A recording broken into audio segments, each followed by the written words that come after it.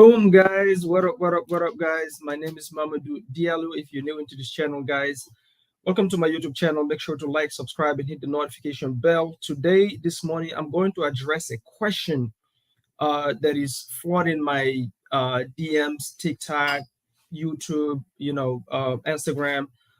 People are always asking, what is the common objections that you get on subject to deals, especially when dealing with VA loans, right? If you don't know what VA loans are, is the loans that the veterans have access to. Sorry guys, I'm trying to make sure that I'm logged into um, my Facebook here. There you go, boom. Because for some reason Facebook always put it as private. I want to make sure that it shows there as public so that people can also watch it. For some reason Facebook always put it as private. I want to make sure that it shows there. Bam. There you go. So again, guys, welcome to my YouTube channel. If you're new into this channel, my name is Mamadou Diallo, and please make sure you like, subscribe, hit the notification bell. Today, we're going to talk about VA loans and subject to deals, doing subject to deals on VA loans. I get the question all the time, how do you handle some of the objections? What are the common objections that you get when you're doing subject to deals on VA loans, guys? We do it all the time. This week alone, we've closed two, one of them with a realtor, and then another one is also with a realtor, but it was a referral from a seller. It just so happened that the seller was working with a realtor. One of my first ever deals, actually cash flowing deals, which was a wraparound, was on a VA loan. And here's the funny thing. Every single time we've done VA loans on subject to, is always been turnkey properties. I've never so far had a property subject to. If you don't know what subject to is, guys, is buying a property subject to the underlying debt. So we buy the property, we leave the underlying mortgage on the seller's name, we transfer deed and title, and we're responsible for making the monthly payments. But the mortgage, the loan, stays on the seller's name. And so when you're doing subject to transactions, there are common objections that you get, whether that be on FHA loans, whether that be on conventional loans, whether that be on VA loans. But today, specifically on this episode, I'm going to talk about VA loans. Why? Because for some reason, because I talk about the deals that we've done, taking over subject to VA loans, how we've handled them, there is common objections that come back. My DMs are flooded. I get the question, even yesterday, literally somebody, top of the morning, yes, my guy. So even yesterday, I think late, like around 9 p.m., I got another DM, somebody, hey, can you please do a video on VA loans? So here you go. So today, guys, we're going to talk about VA loans, doing subject to deals on VA loans. Now, first and foremost, guys, when you're doing subject to deals, okay, a lot of times you have to remember the sellers you're talking to. You have to educate them on this process. They have no clue. Most people know about seller finance. They've heard of it. They've heard of land contracts and all that fun stuff. But when it comes to subject tos, that's where you really get a lot of objections and pushback. Why? Because they think it's a new concept. By the way, there is nothing new about subject tos. Subject to is not a new concept. Subject tos has been done since the 1970s, right? It's just that it wasn't popularized. And also you have to remember, most people only know real estate through real estate agents, right? Guys, literally, we tell these sellers, like when I'm talking to sellers, they're like, when we bring up subject to, they're like, what are you talking about? That sounds too scammy. Like, I've never heard of it, blah, blah, blah. This is literally what we tell them. We literally say, hey, I completely understand the reason that you've never heard of this is because, one, most people learn real estate through real estate agents. And hey, I have nothing against real estate agents. As a matter of fact, one of my brother's partners makes babies, he's married to a real estate agent. I have real estate agent friends, so I have nothing against them. But real estate agents are actually not real estate investors, right? They list properties for a commission. They're not real estate investors. They don't invest in real estate. And so that's why most people have never heard of this type of transaction, is because they only know real estate through real estate agents or maybe HGTV, right? That's not something that they talk about. And so with that being said, this is not a new concept. Everything goes through title. Everything is done legally, right? This is not a handshake deal. right? We use title companies. The same way you close on cash deals is the same way we close on subject to transactions, meaning we go through title, we do a title search, we get a title insurance, an attorney is involved, all the documents is drafted through an attorney, blah, blah, blah, right? Remember, these sellers, this is a new concept. They don't know what you're talking about. So you need to educate them. Not only that, even on a cash deal, when you work it, you can work with a homeowner. We've bought properties from homeowners that have owned their properties for 30, 40 years, right? And they have no clue what the word escrow means. They have no clue what even the title company, like the process itself, you have to educate them on it. If you think about it, most people that buy houses, like I'm talking about buying a house as their primary residence, okay? When they buy their house, they're just excited to get in the loan. Oh, I got qualified, boom, they just sign, right? They don't even know what they're signing. If you ask most people, they don't know what a deed is, they don't know what a title is, they don't know you can actually sell the property, leave the mortgage in place, and transfer deed and title, because they think the mortgage and the deed and title are the same damn documents, which are not. But again, remember, they're not real estate investors, nor are real estate agents real estate investors. And so they don't know. You need to educate them on the process. Even sometimes when you buy in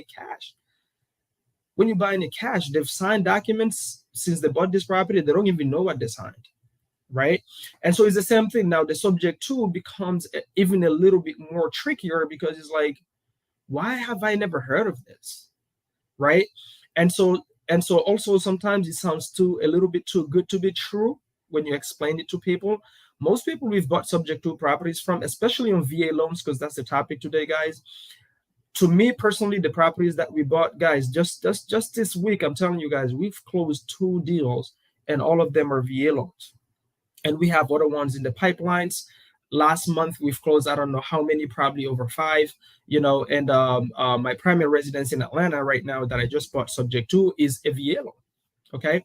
And here's the thing with the subject to, when you bring it up, because it's such a new concept, not only you need to explain the seller, you need to educate them on it, but the seller need to understand you, the investor, how do you make money? Because guys, sellers just don't fall for the, oh, I'm just here to solve a problem. Yes, you are. But also, hey, mister, how do you make money? Because otherwise it sounds too good to be true. Like, okay, nobody else is willing to give me my price. The realtor is, if I list it right now, I probably have to write a check. We're not going to go into it today, guys, in terms of, what is equity, because most people don't even know what the term equity means, just so you know. Okay. Sorry, guys. Let me put that in front of me here. So Instagram. So, there you go. Sorry, I'm live on Instagram too, so I want to make sure I put it here. There you go. There. So, guys, on top of educating the sellers on the process of, how subject to works, the common objections you're gonna get is, hey, it sounds too good to be true. So real estate agents, if they list my property right now, I have to pay. I probably have to pay to sell the house, right? I don't have equity. Most people don't even know what equity means, guys. If a house is worth $250,000 and the seller still owe, 220, and you're thinking the seller has 30K in equity, you're wrong. Okay. After all the commissions, they'll probably be lucky if they don't have to write a check to sell their house. And so not only you have to educate them on what is subject to, explaining that this is not a new concept. This is done for hundreds of years. Everything goes through title. It's not a handshake deal. But on top of that, you need to explain, you the investor, hey, this is how I make money. Once they understand, hey, this is legal, this is not a new concept, yeah, right, you're not making it up, and thirdly, how you make money on top of solving their problem, usually sellers, they're now way more at ease, they're on your side, they fully understand, and they're willing to work with you. And so the common objections you're going to get is, one, obviously, I've never heard of it, so you're going to need to learn how to overcome that, right? So some people, here's the thing, a lot of people, and I this happened to me when I first learned subject to, guys. I was so excited about the concept because I was like, holy moly, all these sellers have been put in under contract and we couldn't close and all that. This was the solution all this time. And so I was so excited. My first subject to deal, actually, I didn't pull a new list. I didn't go anywhere and pull a new list. What I did is I went back to my old leads and I called a lady that I had locked up on cash, and it never worked. But this lady really needed help, like single mom, homeschool teacher. She had 3 or 2 kids, looking to move out of state. So I was like, hey, I just found a new solution, and we solved it through sub two, and I made $19,000 assigning that subject to deal, right?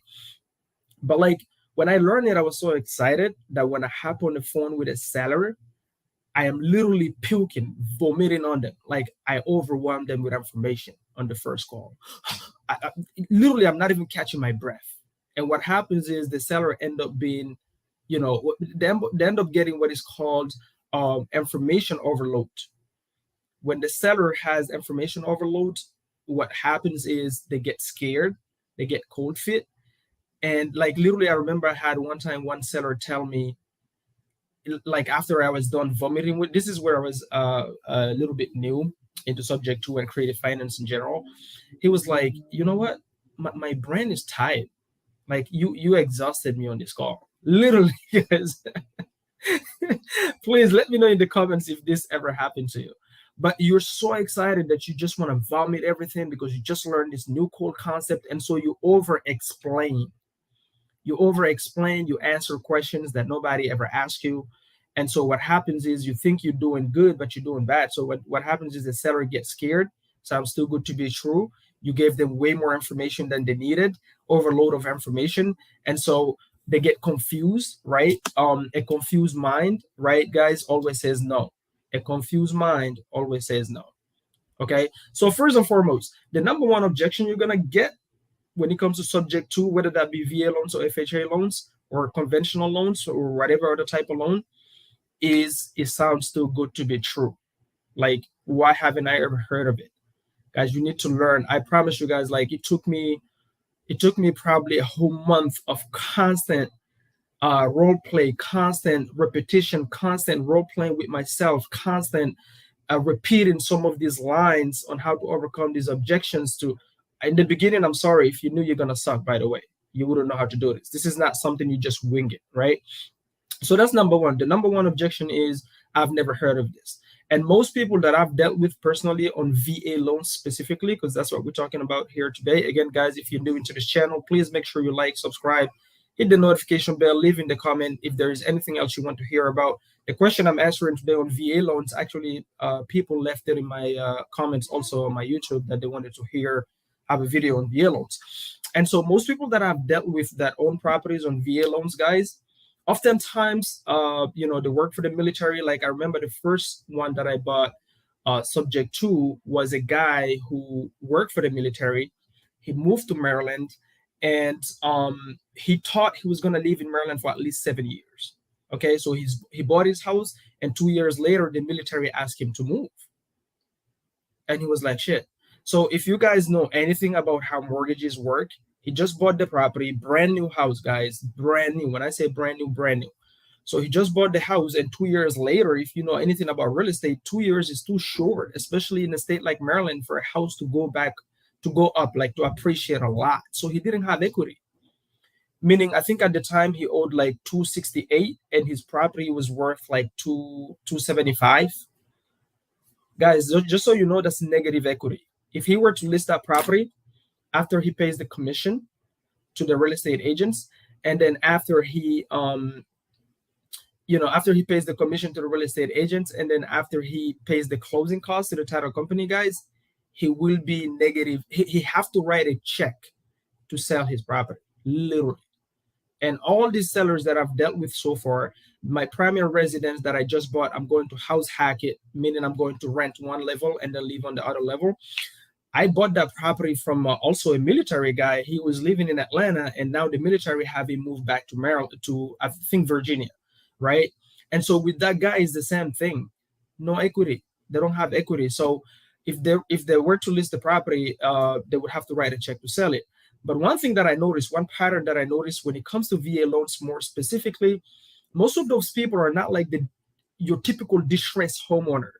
So far, I've run into one where they were behind on their payments, so they were a little bit distressed. But most of the others that we've bought personally on my team, properties on subject to with VA loans, they were super financially savvy. They don't need the money. Mostly what they have is a time crunch, right? I got to move fast. And then on top of that, obviously I don't want to write a check to sell my house. I just want to sell it, right? And so that's number one. So number one, guys, is learn how to overcome that. This is not a I remember the first time that I did a subject to on a VA loan, the guy was like, so his best friend, who's an investor, was trying to buy his house creatively. But hear what his best friend called creatively. His best friend was trying to do what is called assuming the loan. Assuming the loan and doing subject to, guys, is completely different. And some sellers, when you're talking to them about subject to, if you don't know how to explain it properly, they will confuse subject to with loan assumption.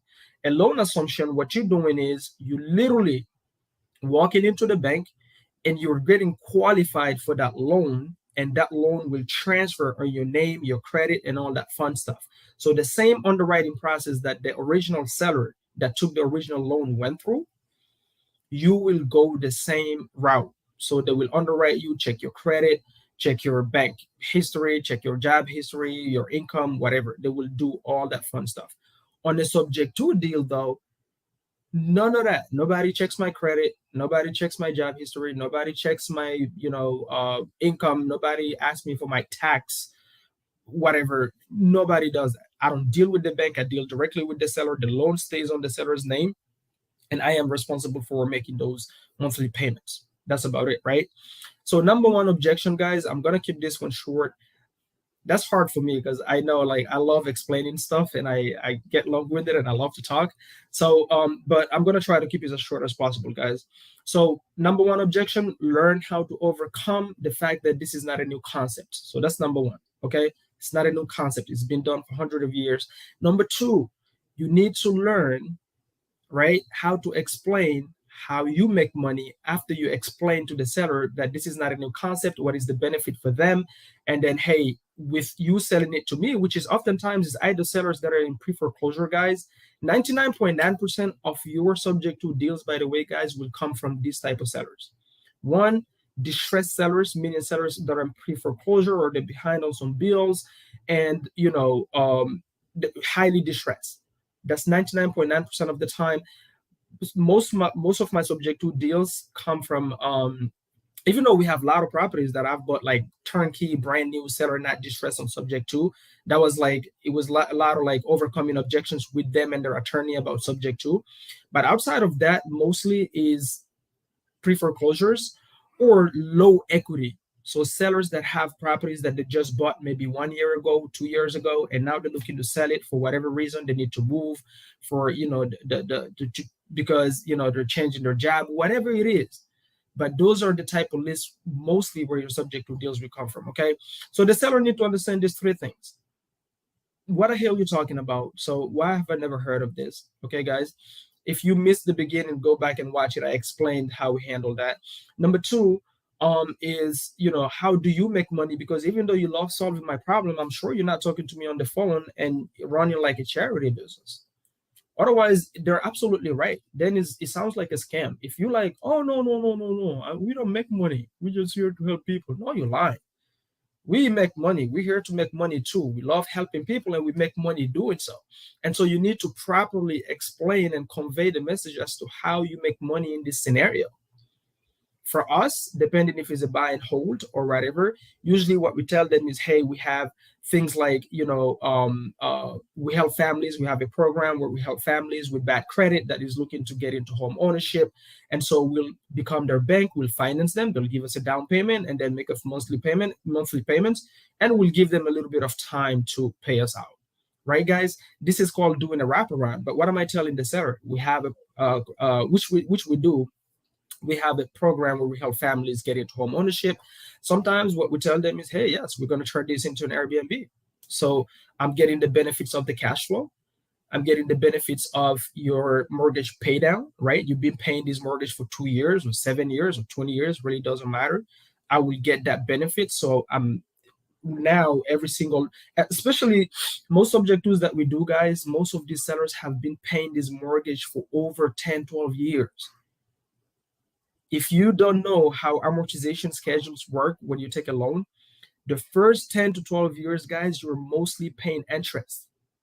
And so when you buy a property subject to, if the seller have already owned and paid that loan for over 12 years, guys, most of your payments after that 12 years, you, the new investor, is mostly going towards the principal.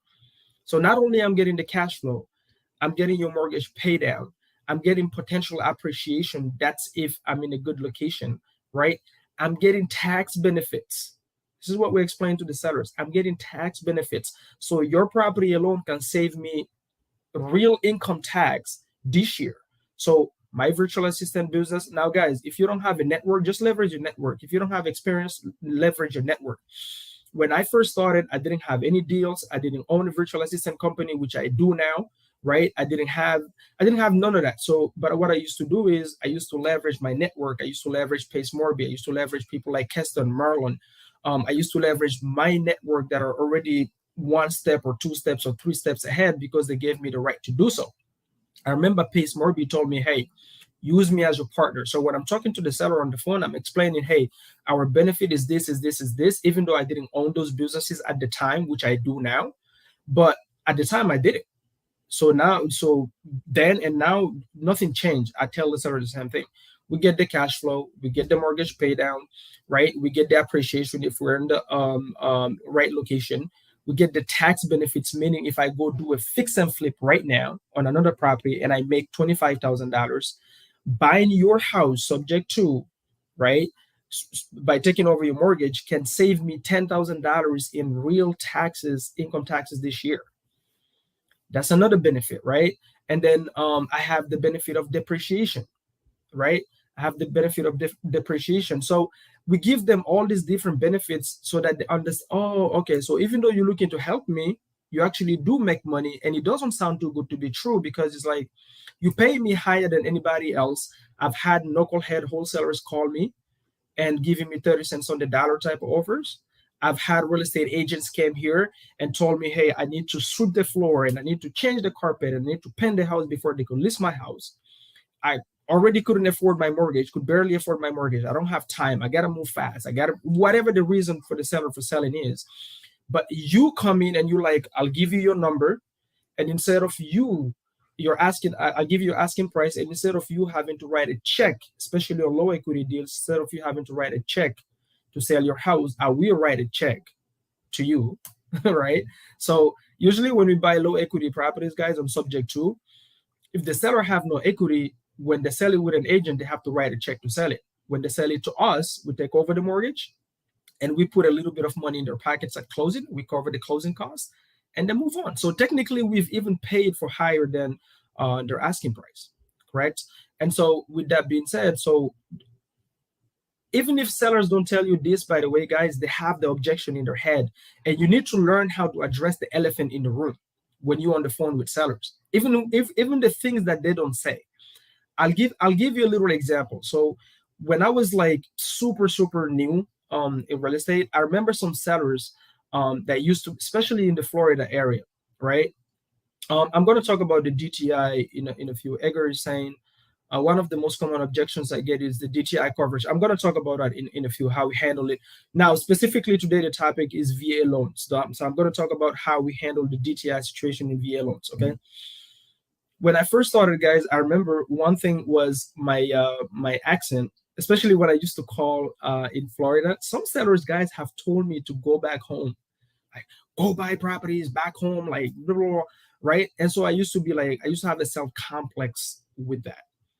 Now, what I decided to do is instead, I decided to address the elephant in the room. If I'm talking to a seller and I notice something change in their tone or they respond in a certain way, I address the elephant in the room right away, right? Like, for example, they go, what did you say? I cannot even understand what you say. What did you say?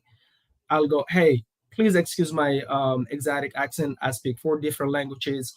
And so that's the reason why my tongue is a little bit twisted. I speak French, I speak English, I speak Dutch, I speak Netherlands, right? And so I use that instead as my superpower now to build rapport.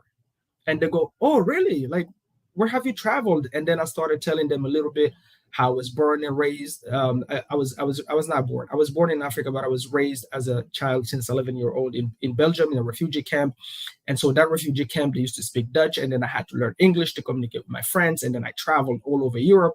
And so I explained that now it becomes a rapport topic. That's me addressing the elephant in the room. Sometimes I'll literally bring it out of them. Like, I know it's bothering you right now, which is perfectly fine. And now I have their full attention. Okay, guys.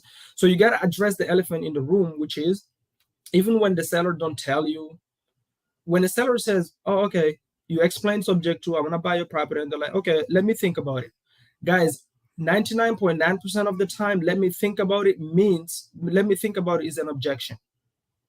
There's something that you didn't address that the seller don't want to ask you the question, and because you didn't address it, it could be your deal killer. So you want to address all those things. Okay, guys. So make sure the seller understand how you make money. That's really important. You need to learn how to pitch this. You need to learn how to role play it. Guys, if you're not part of the sub 2 community, you don't know how to do creative finance, just partner up JV with somebody that knows how. Generate the lead, generate the motivated seller. Don't try to explain something you don't know.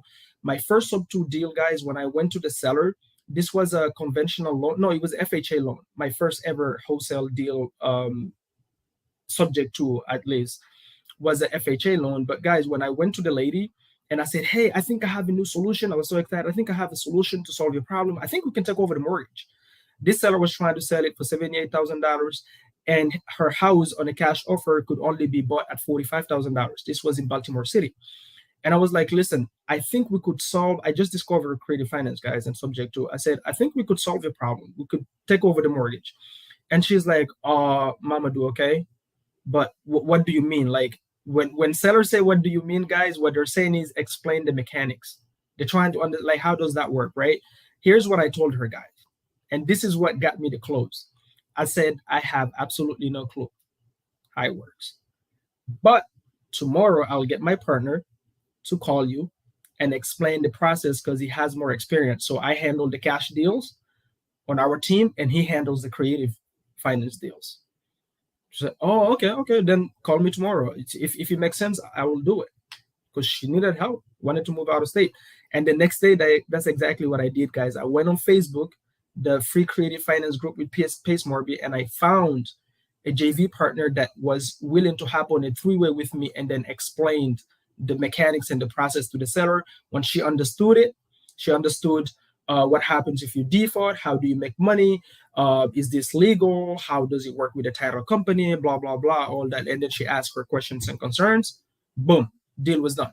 Next day we closed it, right? I didn't try to explain it. I get so many people DM me and they're like, "Well, my problem is I don't know how to explain subject to, blah, blah, blah." You shouldn't be explaining it. You don't know how to explain it. Why are you explaining it in the first place? That's the reason why the seller is ghosting you. But the reason you're explaining it is because you don't want to JV with anybody. You rather have 100% of nothing than 50% of something. I will never understand that concept. You don't know how to explain the concept. Even if you knew how to explain the concept, you never done it.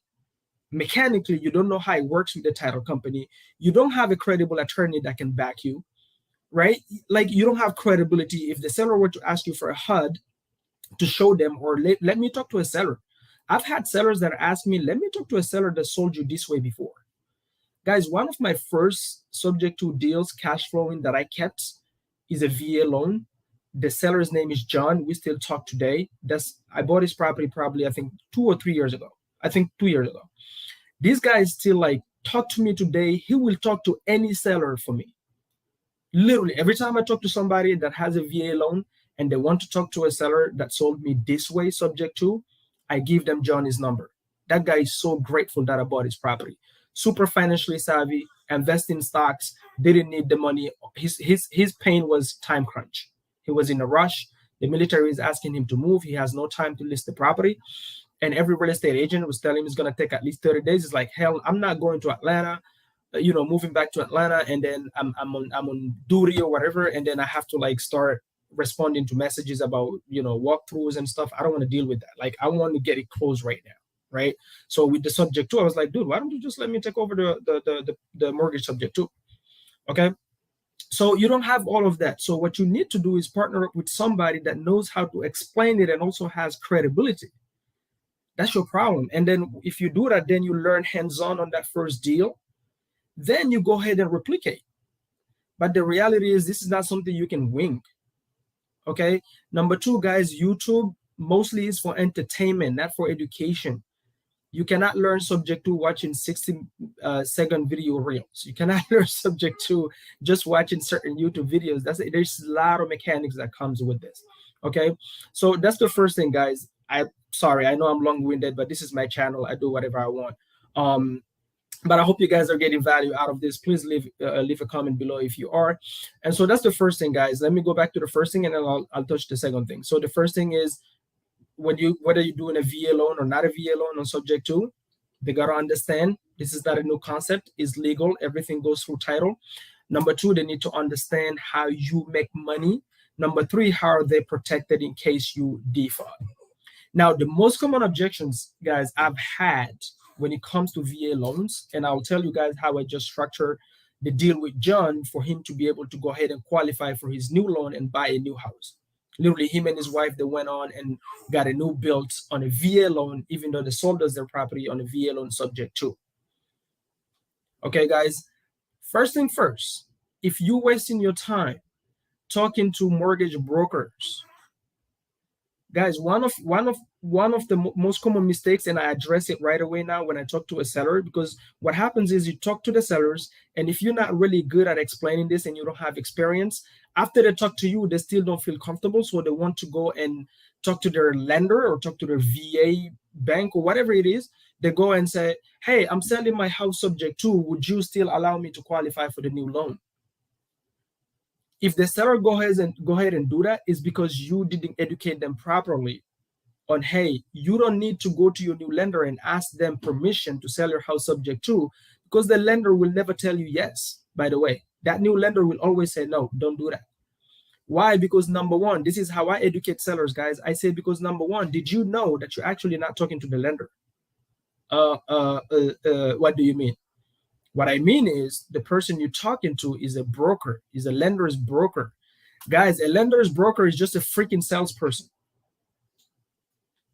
Is just a freaking salesperson. It's somebody who get on the phone with you, make you fill out the application, and then they send it to the lender, to the true lender, and the underwriter. The underwriter of the lender is who make the decisions, and they get a broker's fee. They get paid. So I tell the seller, hey, that broker, their job is to sell you this loan, and then they get paid a commission. They're a little bit like a real estate agent, but for brokers, I guess. I don't know. But they're just salespeople. They don't make any decisions. They're just there to, like, get a fee after you get this loan. Okay, they get paid $2,500. Some of them want $5,000, whatever it is. But it's called the broker's fee. You don't go to a broker, a lender's broker, and ask advice on subject to. They don't know shit about it. Most of them don't know nothing. Number two, they don't even know what they're doing themselves, other than the script that they've been given by the lender when they talk to people and try to, sell loans and get you qualified, so that when you get qualified, I'm sorry, I have nothing against them, guys. We work with a lot of lenders, but the reality is, it took me a long time to understand these things. Okay, these people are just salespeople. Okay, so I educate my seller from the get-go to avoid them run into the broker's lender and start asking, oh, I'm selling my property subject to Mamadou. Would you still qualify me for my new build, my new house, my new this? You don't need that. That's not what you need. Here's what you need. So the most common objection is, okay, now I understand subject to is legal. I understand how you make money. I'm fully comfortable with the process, but there's still one problem. One problem is I need to buy a new house, either now or after closing or in 6 months. Really doesn't matter. But guys, I dig it out of the seller. The timeline of when they're buying the property is important to me, because sometimes we structure the deals differently depending on when they're looking to buy a new house. Now, because today we're talking about VA loans, on VA loans specifically, the most common objections that I had is this. There is one that I haven't found how to overcome it yet. Is, let's say hypothetically, so every single time you deal with a seller on a VA loan, they have, like John, when we bought the property from John had access to 1 million max. That was the max on his VA that he could use, and he could buy 2 properties with that.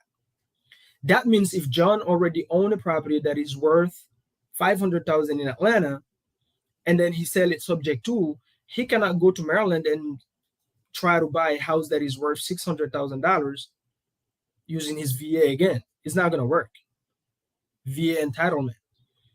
There is nothing. People try to find a solution around this. I personally haven't found that yet. They still have to qualify. They still have to have some VA entitlement left. Okay, that has nothing to do with the debt to income ratio, guys. That just have to do with John. You had access to 1 million and you already used all of it. Point blank, period. Now, when we did the deal with John, he's like, dude, I have 1 million. This property is only worth $300,000. I can still go buy a house. Okay. And so here's how John did it.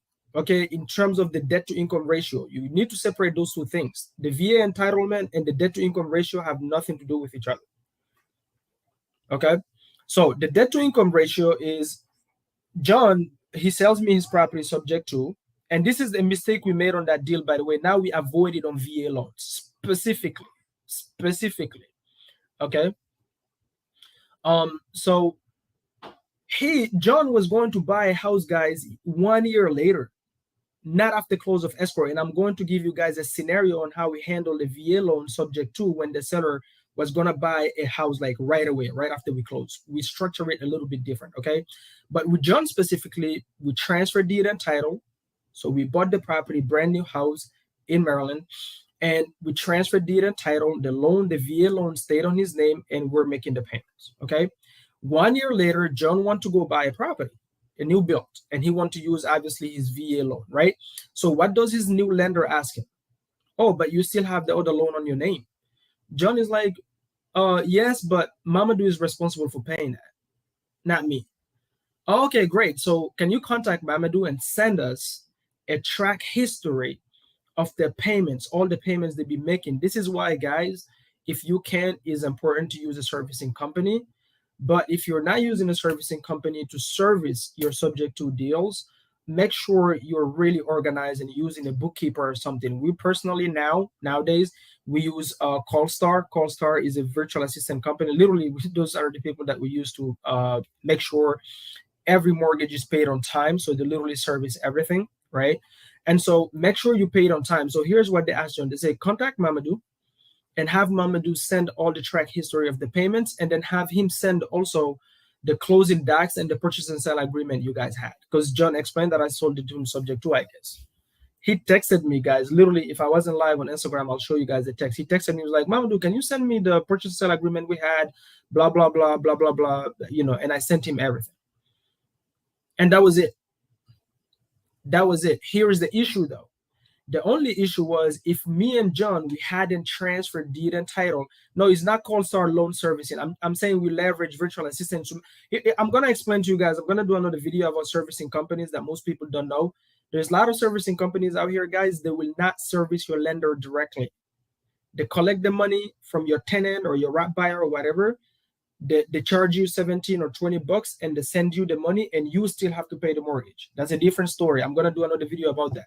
CallStar is a virtual assistant company. We use them for everything, admin, co-callers, texters, and then we also use them for servicing our mortgages and you know, seller finance deals. Okay, that's a different conversation.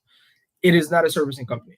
They do servicing company, but it's not a servicing company, if that makes sense. Anyway, so here's the problem with John, guys. Even though he was able to go out and qualify for a new VA loan, him and his wife to buy the new build, their debt to income ratio got hit, meaning he got a little bit of a higher interest rate than he would have gotten if we would have structured the deal a little bit different.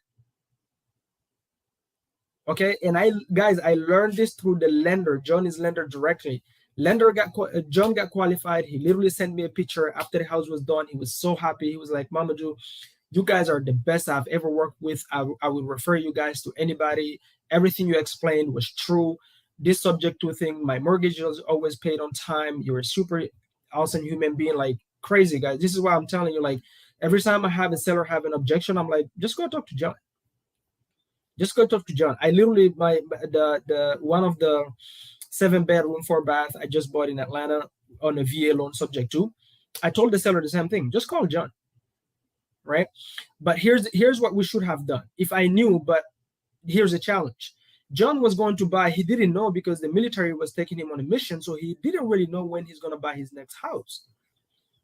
Okay, so if I knew, here's what you need to do in order. So instead of him getting, I think, around the 3% interest rate, he got like 5% interest rate. Why?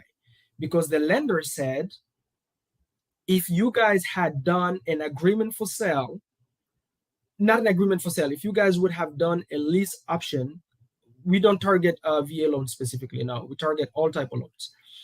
So if you guys would have done a lease option, you would have still gotten a better interest rate because you have more control on the monthly payments. The monthly payments, what does that mean?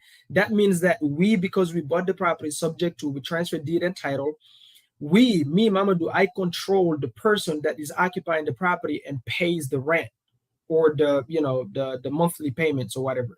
We turn that property into a wrap, right? So we finance it to a homestead buyer. But I have direct access to that person, and John doesn't have direct access to that person. Meaning the lender said if John would have rented his property and he had direct access to the person making the monthly payments, then he would have gotten a better interest rate with them. But because he has no control, is a little bit riskier. So the lender still gave him a 5% interest. But guys, really, this year, 2023, if you guys knew where interest rates are, if you get a 5% interest rate, is that really a bad interest rate? That's still a good interest rate, guys. That is still a great interest rate. And so what I learned with that is when we're doing subject to deals now, I asked the question.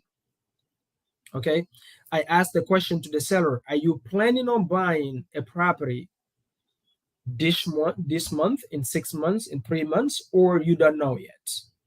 Because if they don't know yet, guys, I don't want to keep the deed and title in their name. I'm sorry. I'm not going to start handling objections 3-5 years from now, because at the end of the day, I'm an investor and I need the tax benefits. The reason we're buying this property subject to, we're giving you asking price, we're paying premium more than anybody else, is because we have all these different benefits. And if I lose the tax benefits and the ownership just because I have to keep a deed and title on your name until you buy a house 3 years ago, that's not a deal for me. Okay, guys? So what I learned is with VA loans specifically, make sure you understand when are you buying your new home. When are you buying your new home? Okay, guys? So let's say hypothetically, which I just did, by the way, guys, I just did it on the property in Atlanta, and another one that I did on that one is in Florida. Okay, the seller goes, I'm buying the property right after we close escrow, and I asked them the question, okay, well, do you still have access to your entitlement with the VA? Like, do you still actually have VA benefits? If you were to leave this loan right now, like how much do you have access to? Some people, guys, with the VA loans, is everybody's different. Some people have access to 700. Some people have access to 1 million. I don't know how that thing works. If it's based on their job, their studies, I don't know how that works. But whatever it is, right?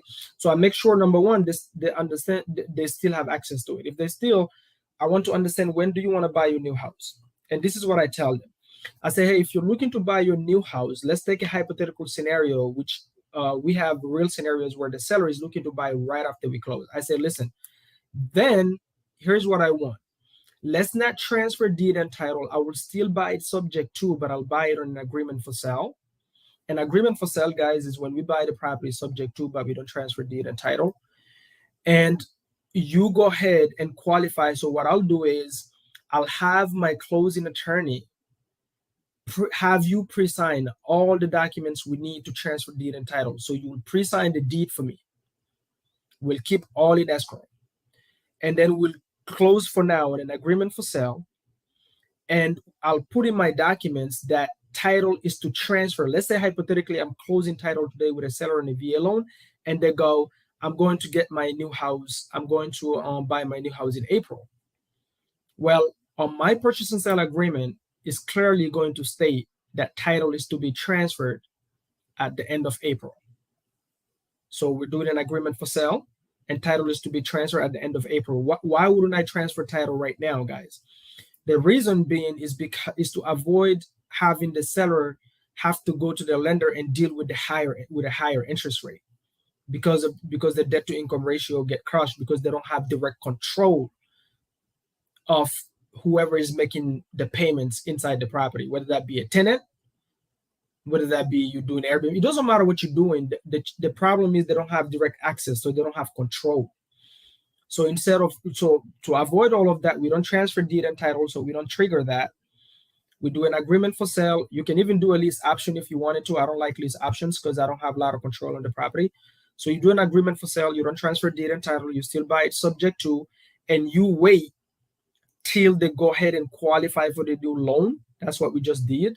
Once they qualify for the new loan, then you go ahead and have your title company, your closing attorney go ahead and record all the necessary documents to transfer deed and title. Does this make sense, guys? Can somebody give me a yes or okay, or if there was anything confusing, I'll re-explain that.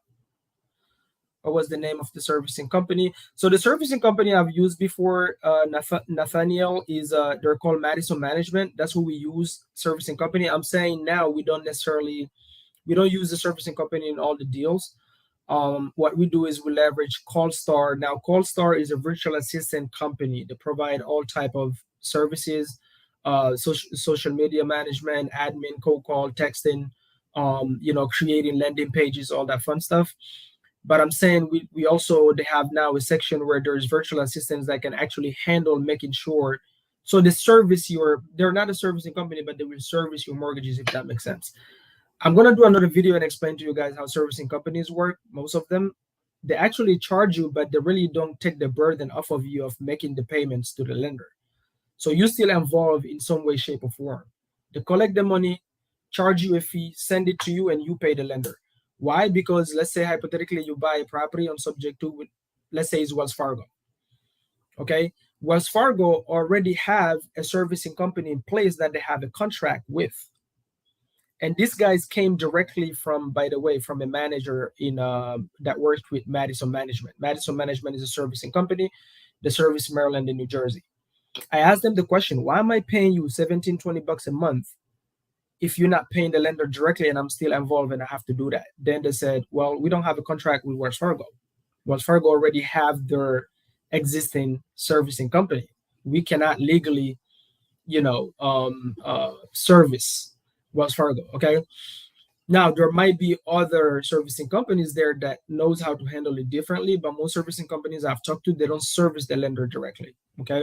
So you still need your bookkeeper or whatever to make the payments to the lender.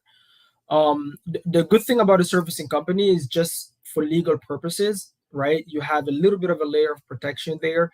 And then also for those reasons where the seller go and try to qualify for a new loan, if you have a servicing company, it's a little bit more credible to show to the new lender that, the seller is no longer responsible for that. But as far as the topic for today, for the VA loan, guys, let's see. Do you wait until they qualify for the new loan, or do you wait until they actually close on the bro, that's the same thing. Like if I wait till they qualify for the new loan and close on the transaction, but I need a timeline. I need them to give me a timeline. It cannot be something, oh, I don't know, I'm thinking about buying. But if they're thinking about buying, but they really don't know all that fun stuff, like I transfer deed and title, because by that time, if they're buying 1 year from now, guys, like I have a track history by that time. Like I can show payments be made by me or by my company or by my servicing company or whatever. I can show a track history. But if they're buying tomorrow, right, at that time they can just deal with the higher interest rate. I don't want to wait a year to transfer deed and title. I'm talking about specifically sellers that want to buy a house like right now. In 1 month, 2 months, or 3 months, we did 3 properties recently where one of the sellers was right after closing, the other one was 3 months later, the other one was like, I think 4 months or 5 months. Those things I don't mind, you know what I mean? But if I have to wait a year or two, no, I'm not doing that. I'm transferring deed and title. I'm giving you premium asking price. Whenever you're ready to buy a house, you just go deal with the 5% interest rate. You're not gonna die, right?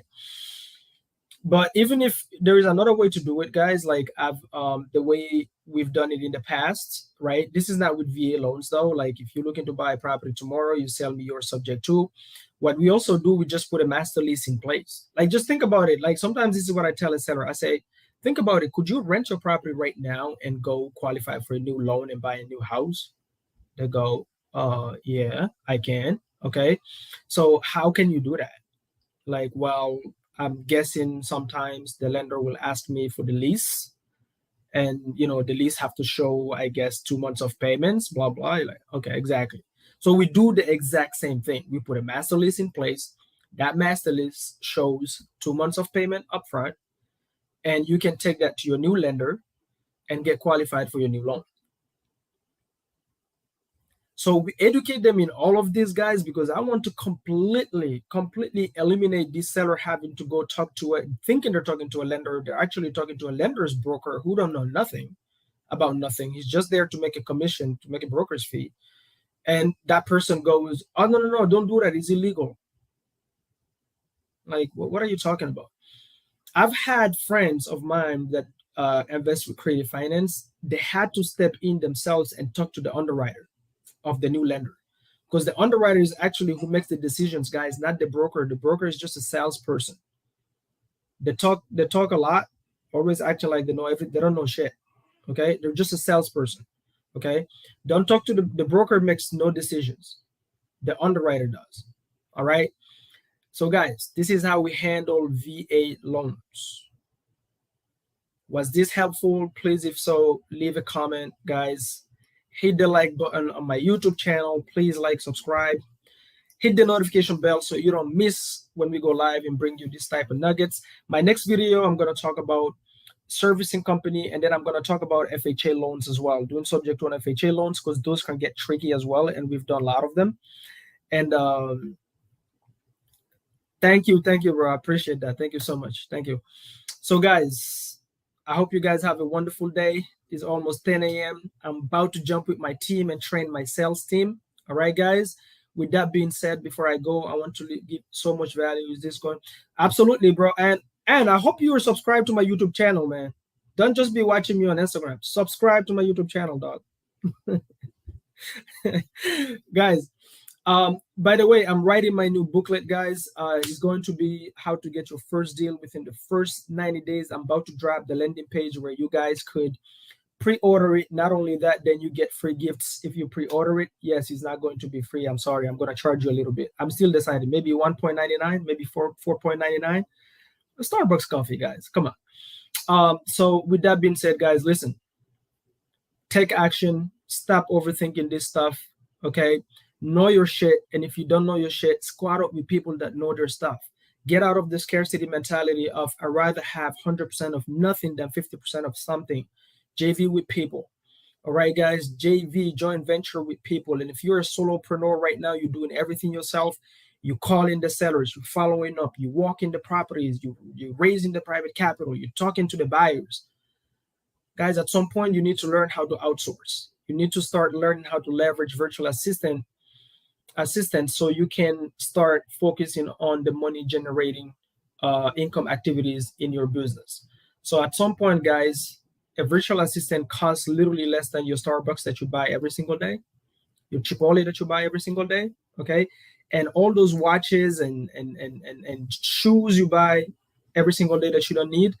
And guys, we use CallStar. CallStar, that's who we use. I'm gonna put actually their name is in the descriptions below.